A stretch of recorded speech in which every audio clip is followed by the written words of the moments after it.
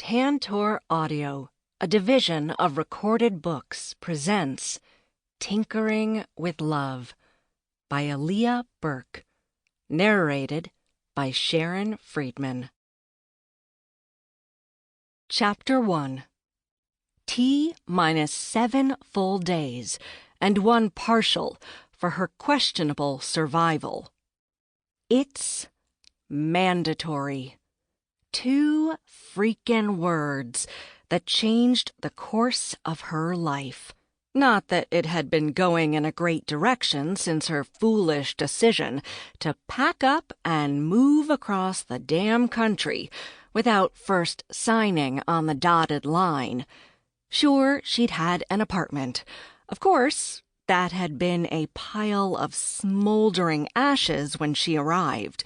But thankfully, she'd managed to rent a room over the garage of a single mother, Emma Henriksen. But also with the job she'd intended to have, manager of the motorcycle shop. Start making her name and getting contacts for when she opened her shop, her custom repair shop for motorcycles. Yeah, freaking pipe dream. Dawson Shay flattened her lips and tried to concentrate on breathing like a calm, rational person, not one who was on her way to a sure death. Music played in the car, but she couldn't focus on the artist or even the beat. To wrap up her past week, she'd lost the job she'd moved for to some guy called Tully, didn't have the apartment she'd expected, and was now on her way up into the mountains because her new boss had decided a team-building event was the way to go. It's mandatory. She should have not just walked away, but fucking ran back to San Francisco. Dawson gazed around at the incredible view as Maria Kramer drove them to the campsite. Maria was the receptionist at her new job as a car saleswoman and manager. They were going farther up into the mountains. She wasn't even getting a cell signal right now. Yes, it unsettled her. But this view? No way to ignore that Vermont was absolutely stunning. Licking her lips, Dawson hoped her voice wouldn't shake too much. Why is that place called Catamount Lake? Maria stopped bopping her head along to the pop music on the radio. Today's hot pink and white polka dot hair bow made Dawson think of Minnie Mouse. This seemed to be a signature of her outfits, a different hair bow for every day, or the few she'd known her. Do you know what catamounts are? No. What are the chances it's something small and cuddly? It's like a cougar, puma, mountain lion, just another name. Panic made her palms slick. Just her luck. Definitely not small and cuddly. And there are many of them out here? Maria slowed to go around another tight curve. Not anymore.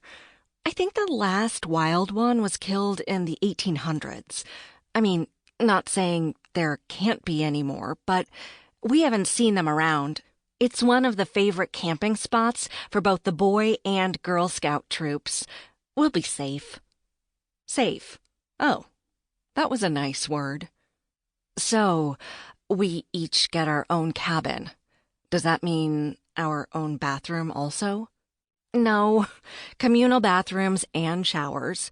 Not communal in the sense we share with the guys, though. There will be 5 of us because Mrs. Rachel will use ours as well. At least she wasn't going to be wiping with a leaf. Everything seemed so close here. It was probably because of the towering trees that lined the roads, cocooning her in their leaves and needles. She wanted to get out and walk, but at the same time, she wanted to run away back to San Francisco and immerse herself in the busy city life, where there were people and buildings, not trees and animals she still hadn't been able to convince herself weren't going to eat her. What about bears? There are bears, moose too, raccoons, martens, and so much more. Maria sounded positively giddy. Great, she muttered. If Maria picked up on her discomfort, she didn't say a word. The air grew colder and crisper the higher up they went. What brought you out to Rock Falls? Maria turned the music down before putting up the windows a bit. Dawson scrunched her toes in her shoes. Needed a change and I wanted a fresh start. Well, can't get much fresher than Rock Falls. I know your first week here hasn't been the greatest, but it will get better. How do you know about my week? I've been to the job 2 days. She didn't snip her question. She was truly interested in knowing. Maria's warm laugh filled the interior. Honey, there are no secrets in Rock Falls. When that fire started, everyone knew that whoever Mr. Ridgewall had rented to would need a new place to stay. She drummed her fingers on the steering wheel in time with the beat. So, you knew I was staying with Emma? Oh, sure. My mama heard that from the stylist Leona, who filled her in when she was there for her weekly touch-up. Mama informed me at dinner that Emma and Greer had a new tenant, an out-of-towner. She didn't mean anything by calling you that, but, I mean... Dawson held up her hand, needing to stop the verbal river that flowed from Maria. Yep, got it. Small town, no secrets. They whipped around another curve, and Dawson realized she was going to have to get a car. Her motorcycle would be useless in the winter. She sighed. Another bill. Blinking, she realized that Maria had started talking about Rock Falls again, and had mentioned Tully Faulkner. What did you say about Tully Faulkner? Why did she have to hear about the man who'd taken the job from her? What did he have to do with anything? She'd not seen him at the mandatory meeting because he had been out of town, so she'd counted on this time to ingratiate herself with the owners and see if she couldn't get a good foothold on reclaiming her job. If the man was gone, it wasn't her fault he wouldn't be attending. Oh, just that we call him the hometown hero. You know, he dropped his professional career and came home to take care of his mama. She placed a hand to her chest. We're all so proud of him. Tully doesn't trust anyone else to look after her. She smiled. You know, he's single. That's why I brought him up. You two would make adorable babies. She couldn't contain her snort. Babies? Not at all on her list. Surviving the week? Firmly secure in the top spot. Maria lifted an eyebrow. What? Oh, are you in a relationship? I haven't heard you mention anyone, and you're not wearing a ring on that finger. No relationship. I just got rid of a guy who thought it best to fuck other women because I wasn't giving it to him whenever he wanted. Melton brought up ugly thoughts she didn't need right now. So, not looking for anyone to replace him. Was the rambling and sharing one's life story contagious here in Rock Falls? Sounds like he's nothing more than a dick. Good riddance. When she slowed and turned off the road, Dawson sat up a bit more. There was a good-sized lodge in her line of sight. A sprawling porch welcomed her to the single-story building with large windows surrounded by hunter green shutters. That's the main lodge, where we will take all our meals. Also has the bathrooms there. Men's is on the right side and women's is to the left. There's a larger porch on the other side facing out to the cabins. A black Range Rover sat parked there, and she rolled her lower lip with her teeth as she watched both Rachel and Picard LaRoche, her new bosses, step out of the main building and wave at them. A striking older couple. They were in their early 70s from what she'd heard, but didn't look it. Rachel was slender and always well-dressed, be it in slacks or dresses. Her diamond rings glinted in the sunlight, while Picard was also thin. When she'd seen him at work, he wore a suit. Now he was in a button-down and chinos. "Looks like we're the first of the campers to arrive."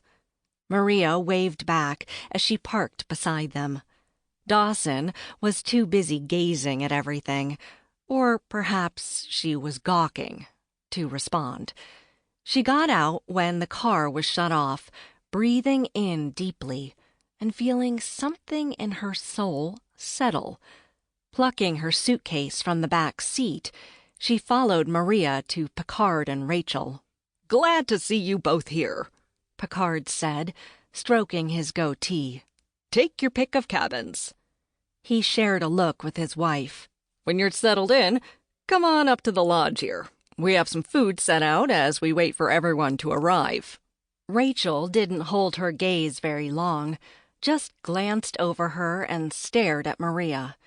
Again, not something she wasn't used to having to deal with, but this wasn't the place she wanted to experience such an unpleasant feeling.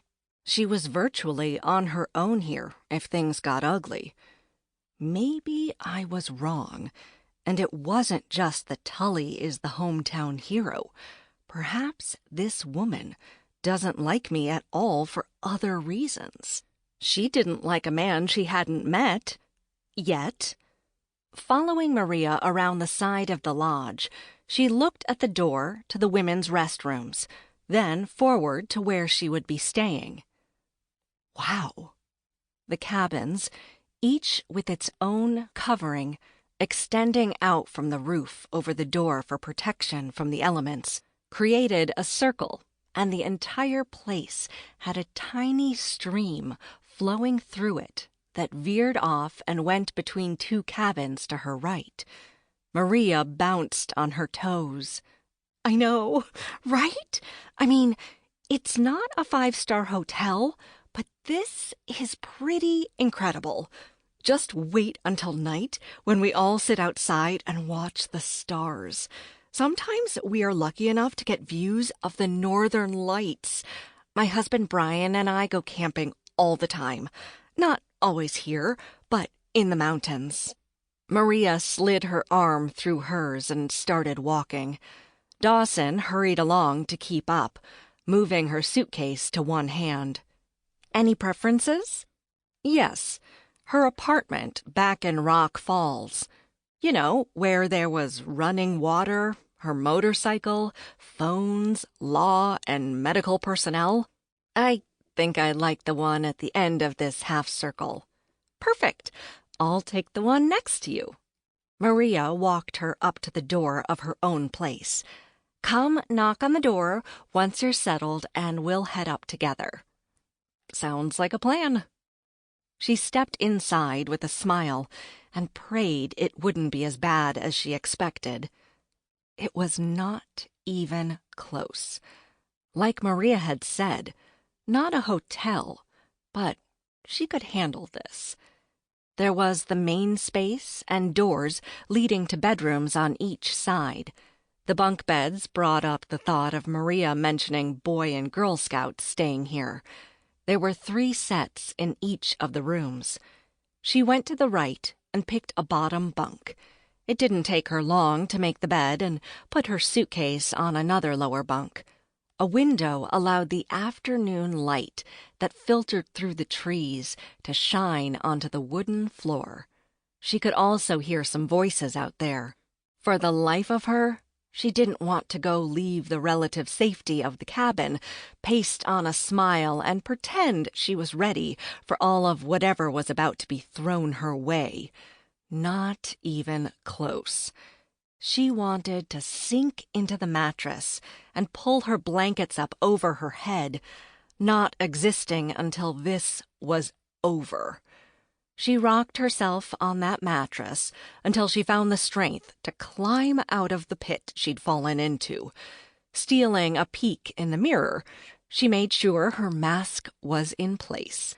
Content with the woman who stared back at her, she gave herself a smile before stepping to the door and opening it. Fuck. There was a man standing in front of the door of the cabin across the small stream, and he was staring at her, without hiding it. His short-sleeved shirt hugged his powerful arms, doing nothing to contain them or the tattoos that gave off a blaze of color against his otherwise darker clothing. His beard, holy crap, she didn't realize they could be so sexy. To her, they had merely been things that hid a person's face, but on this man, it only added to the allure she felt. Before, beards had made her want to shrink away. But this one, on him, she wanted to inch closer to. Touch. Tug. And more. Holy hell. He reached up with those incredible arms and held onto the awning over him, flexing. Dawson hadn't seen a man built like that in a long time, if ever. Her ex sure as hell hadn't looked like that. Muscles ripped in his arms, and his stomach was flat, except for those damn abdominals that she could easily make out beneath the taut material. She shouldn't be staring like this. Hell, she didn't even know his name. Not that that detail changed anything. Man was hot. She turned away before she made more of a fool of herself and made her way to Maria's cabin. When they came back outside, she stole a surreptitious glance at that cabin, but the man was not standing there any longer. She did see one of the guys from the dealership walking into a different cabin, though. Taylor Henneke. The quiet man had a mop of curly brown hair on top of his narrow features, and he was built like a swimmer. Or runner. Either way, he was a sweetheart. His blue eyes crinkled at the corners when he smiled. She'd met him during her 2 days on the job. They exchanged a wave as she and Maria headed for the lodge and went inside. Open beamwork showed off the ceiling, and those large windows on both sides of the building allowed in incredible light. She could see the open meeting area and through a pass-through to a kitchen. There were tables set up for eating, and ones that were holding the food in a buffet style so people could help themselves. A lot of people had arrived, and by a lot, she meant there were 7 she could see, not counting Mr. and Mrs. de la Roche. Mr. de la Roche neared, arms overladen with soft drinks. "Dawson, would you be able to head back into the kitchen and bring out a few more drink options for everyone?" He shifted the load he held. "There should be water and some other non-carbonated drinks in there." Of course, happy to help. Was she? Not really, but she didn't mind pitching in. Dawson stood in the kitchen, looking for a tray to pile more bottled waters on and carry them out to the tables. Locating both the additional drink options and a tray, she took them out to the table with the drink choices, one right beside the ones that had a good amount of food on them. She was on her way back to the kitchen to return the tray when a curse reached her. Dawson hurried and found a man losing his hold on what he carried. Rushing closer, she reached out to help steady him and tried to assist in balancing the items. He crashed into her, and she supported him for about 3 seconds. Then they went down, hard. Even so, at the last moment he tried to adjust so he didn't land fully on her. Didn't totally work, because his face was planted directly into her breasts. He had one arm around her back, keeping part of her off the floor, and pressed closer to him. God, but her ass hurt. Around them, she heard the clattering of the melamine dishes he'd been struggling to retain hold of. Cups rolled by, but she just stared down at the top of the man's head. She held the singular item she'd saved, a pitcher, in one hand. Around them, the rest of the things had hit the floor, the reverberations on the cement floor finally coming to a halt.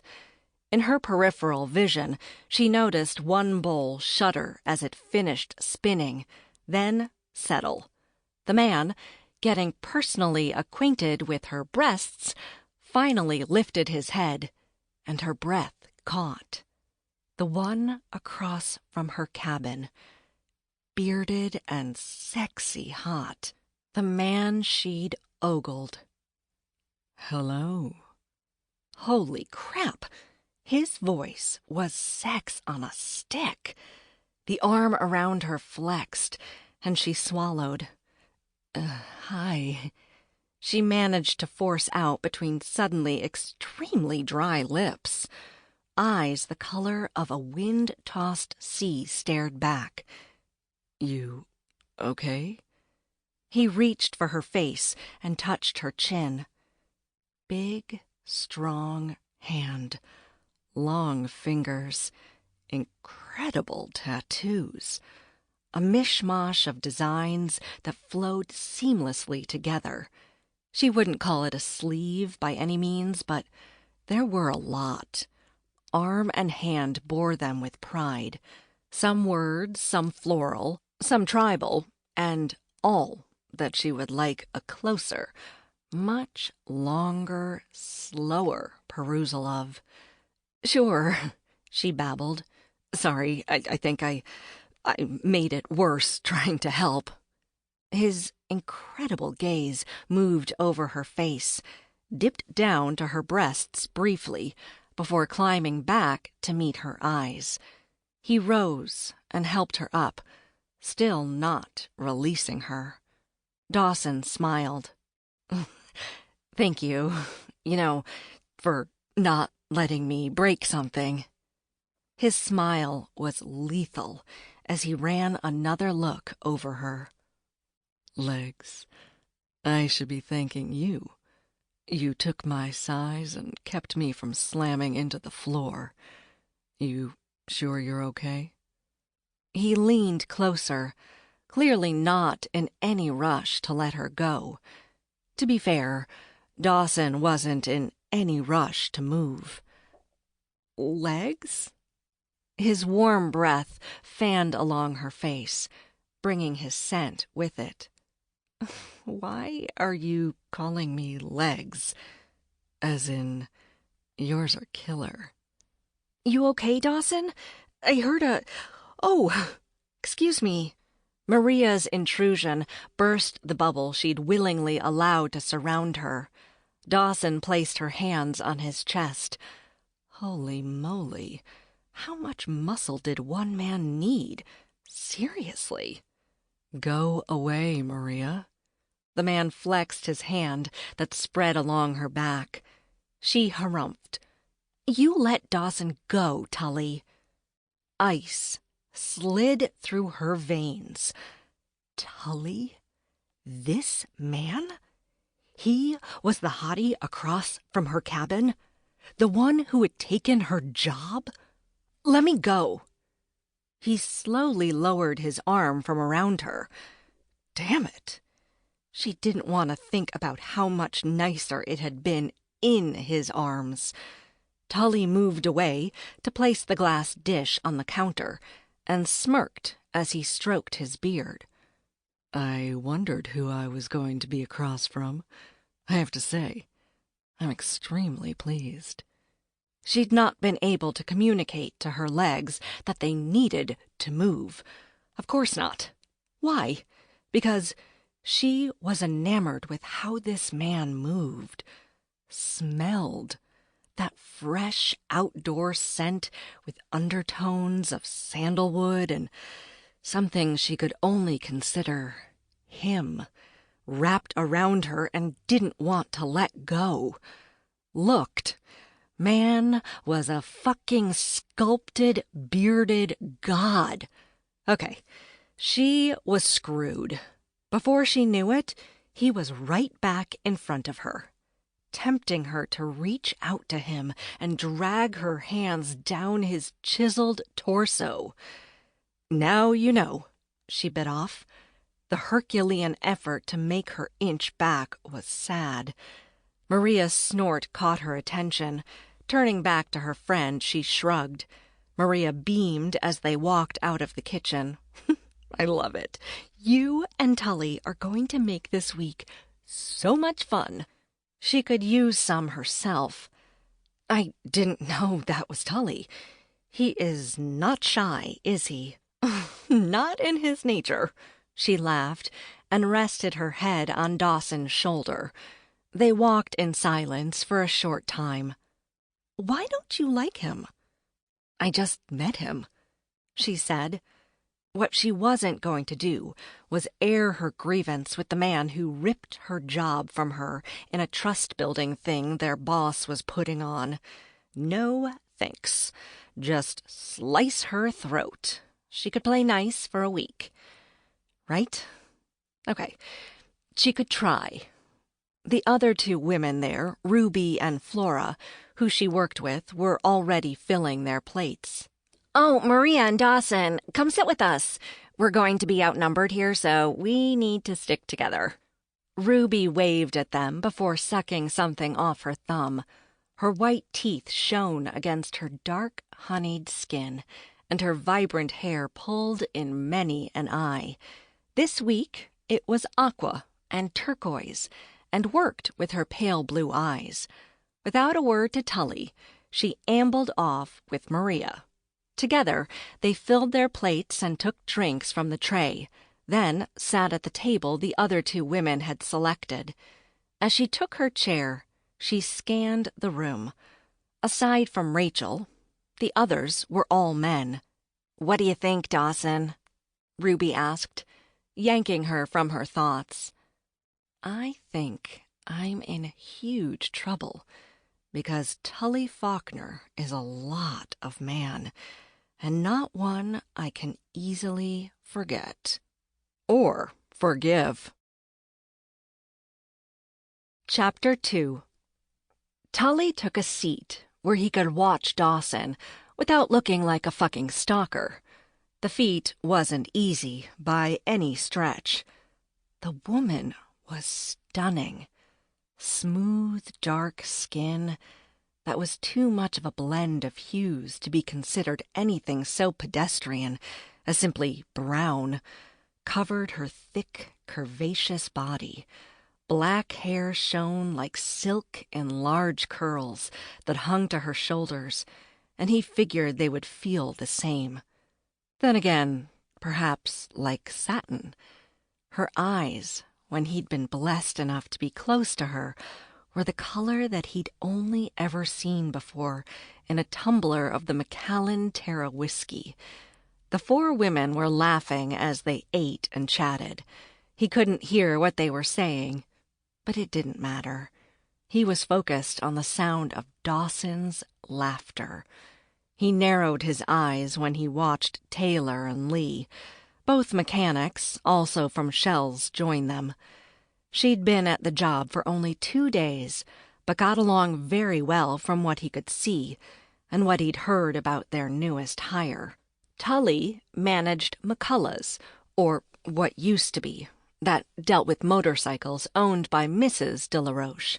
Then, when she married Picard de la Roche, he purchased the car dealership close by, Shell's, to combine them under one banner, La Roche's.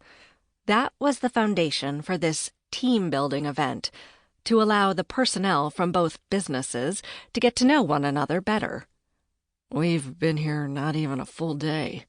What in the world has you scowling like I just ran over your favorite dog?" Patrick sat next to him, his plate overloaded with food. Patrick Jackson, with his dark hair and light brown eyes, worked with him at the motorcycle shop, but in the service department. Just lost in thought. Tully ate some of... Sample complete. Ready to continue?